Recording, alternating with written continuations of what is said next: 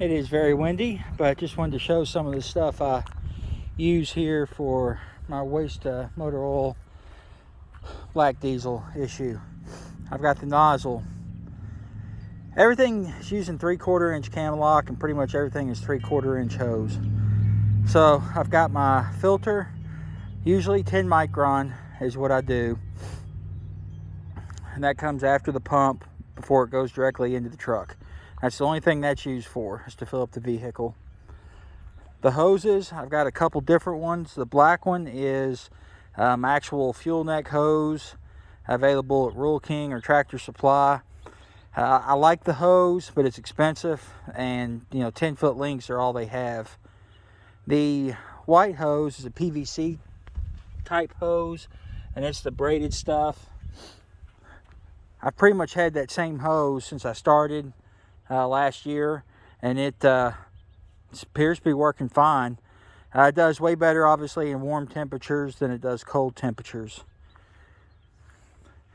I do have one that's about 10-foot suction hose, and you pretty much have to have that because all my pumps will flatten a regular hose. This is just cheap eBay stuff I got right there. I just pretty much searched 3/4 inch suction hose, and that's what it came up with. I don't even know what it's made out of. Oh, it says PVC on it, so obviously PVC. That wand, that's my main wand for pulling out of stuff. It's 4 foot long, so it'll get to the bottom of totes and barrels.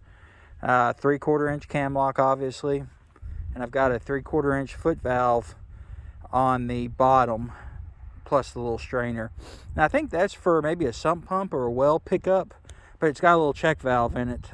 So you gotta be careful when you're disconnecting, because you'll dump all this. But it works well.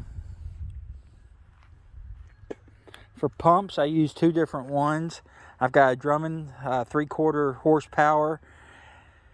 It seems like it kind of struggles a little bit with straight oil, but works great for the mix, which I run 80-20 mix on everything, and it seems to work really well with that.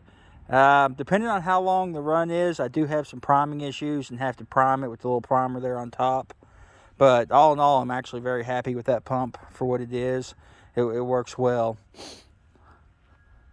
I've got an El Cheapo diaphragm pump I got off of Amazon, and it's 1 inch in and out, but of course I got it reduced down because I use 3/4 inch hoses. It works really good. A lot of shops like that because there's not like a gas pump, and it's not nearly as noisy as the Drummond.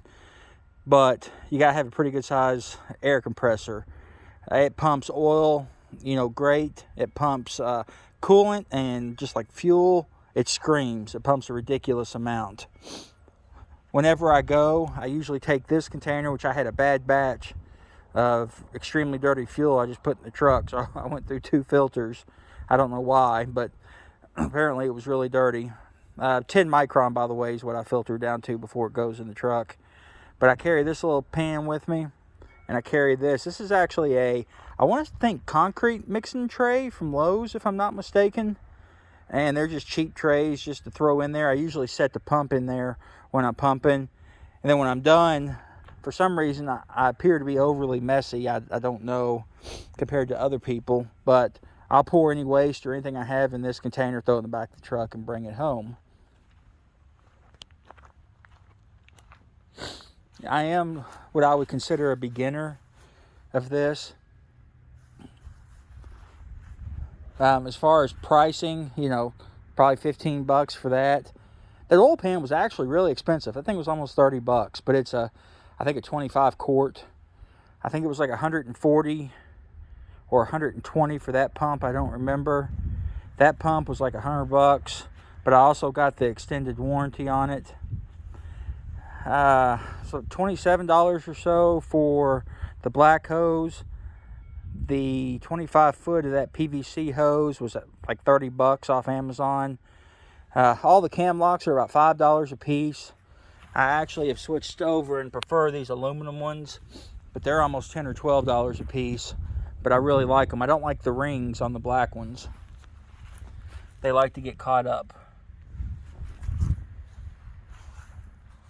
The filter heads are cheap. They're less than $20. Some miscellaneous brass.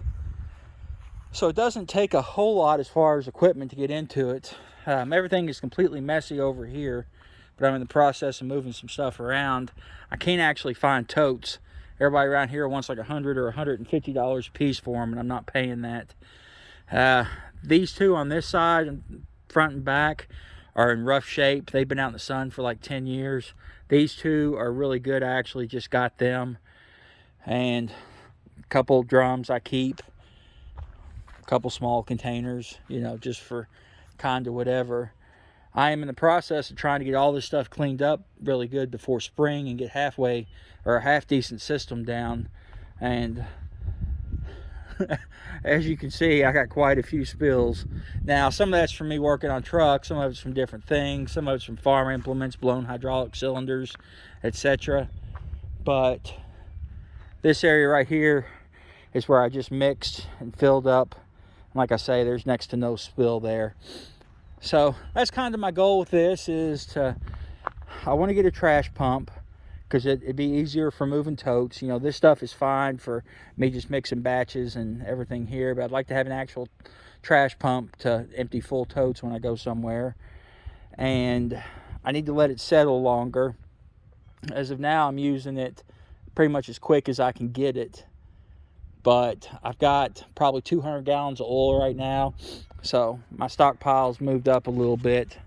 But like I say, this is where I am as of, you know, the end of February 2023, and hopefully I can make some improvements and get cleaner with my operation and go from there. But anyways, you guys be good and be safe. I just wanted to do a quick little video of my so-called setup and what I got, and you know, maybe you see something you hate, maybe you see something you can use.